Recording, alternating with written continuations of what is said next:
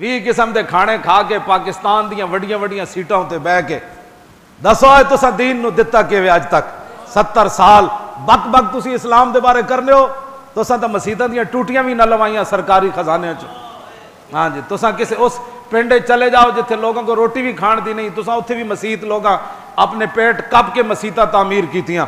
تساں کیڑا اسلام تے احسان کیتا ہے مڑ کے کہہ دیا مولانا صاحب آپ تقریر نہیں کر سکتے, اتلے سپیکر نہیں چلا سکتے, اے تواڈے پیو دا ملک ہے.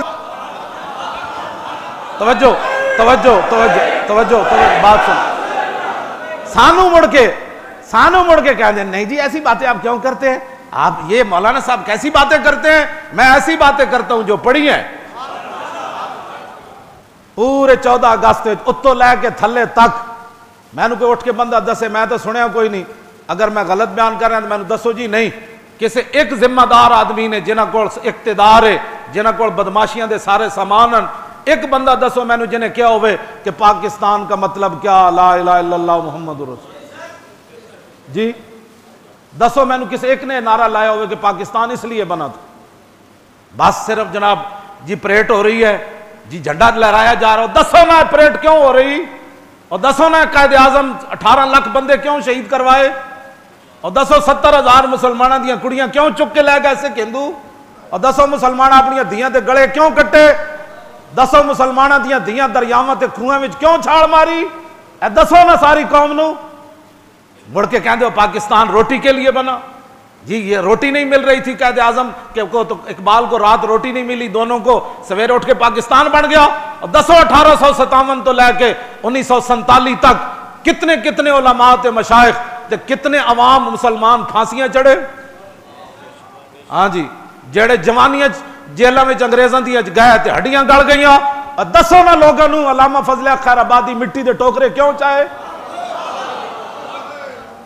اے دسو لوگاں نو کہ مولانا احمد اللہ شاہ مدراسی دی گردن کٹ کے تے دہلی دے چاندنی چوک وچ کیوں لٹکائی گئی.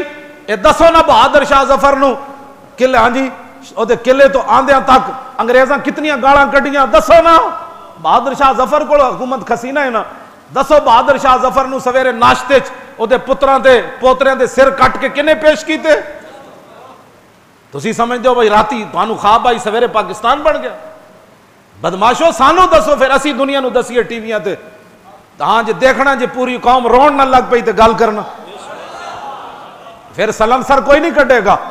ہاں جی سلنسر کاٹ کے ٹھان ٹھان ٹھان, یہ آزادی ملی تمہیں, اس کے پیچھے لاکھوں دنیا کے خون ہے. ہاں جی بڑے بڑے اولیاء کی گردنیں کٹی, بڑے بڑے غازیان اسلام کی گردنیں کٹی, بڑے بڑے شیخ الحدیث لٹے, توپوں کے منہ پر ہمارے علماء کو باندھ کر توپوں کو چلایا گیا کہ تم کہتے ہو لا الہ الا اللہ, فرمایا ہاں کہتا ہوں. تم کہتے ہو انگریز کے خلاف جہاد فرض ہے, فرمایا ہاں میں کہتا ہوں. بلکہ علامہ فضل حق خیر آبادی کا ایمان خریدنے کے لیے آخری بار انگریز کالے پانی چلا گیا. جب ان کو یقین ہو گیا نا مولانا مر جائیں گے, خود مولانا نے لکھا مجھے سینکڑوں مرض لائق ہو گئے وہاں, خود علامہ نے اسورۃ الہندیہ میں لکھا, فرمایا مجھے سینکڑوں مرض لائق ہو گئے. فرماتے ہیں جو زخم ہو جاتا تھا کالے پانی میں وہ ٹھیک نہیں ہوتا تھا. ہاں جی فرمایا وہ جو دوائیاں دیتے تھے اس سے مزید بیماریاں بڑھتی تھیں. علامہ فضل حق خیر آبادی کی ہڈیاں گل گئیں, لاکھوں ان کو سینکڑوں بیماریاں لگ گئیں. بستر مرگ پر انگریز, انہوں نے کہا چلو ہو سکتا ہے یہ مولوی شہزادہ تھا, ہاتھی پر بیٹھ کر پڑھنے جایا کرتا تھا, بہت بڑا لینڈ لارڈ تھا, ہو سکتا ہے ان بیماریوں کو جسم کو گلا ہوا دیکھ کر سڑا ہوا دیکھ کر اس کو پچھتاوا ہو کہ انگریز کے خلاف جو میں نے فتویٰ دیا وہ واقعی میری غلطی تھی.